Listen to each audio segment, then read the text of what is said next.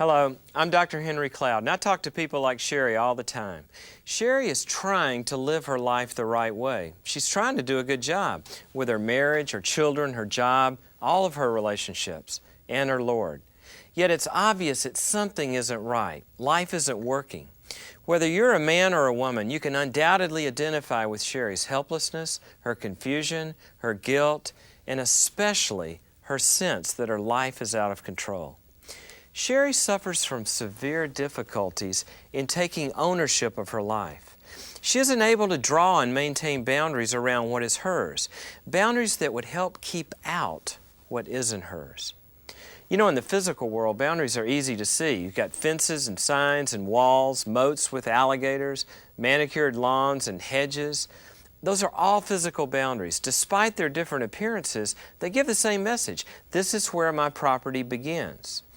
Now, the owner of the property is legally responsible for what happens on the property. Someone who doesn't own it isn't responsible. Well, in the spiritual world, boundaries are just as real, but often harder to see. The goal of this session is to help you define your intangible boundaries and to recognize them as valuable tools for living a healthy life. Boundaries keep us from taking on things we shouldn't, helping us not get overcommitted, and eliminating the stress that goes with that kind of busyness. Boundaries free us to love other people so that when we're loving them, we're not resenting them at the same time. Healthy boundaries mean a life in balance and the ability to care for yourself and when and where appropriate, to care for others.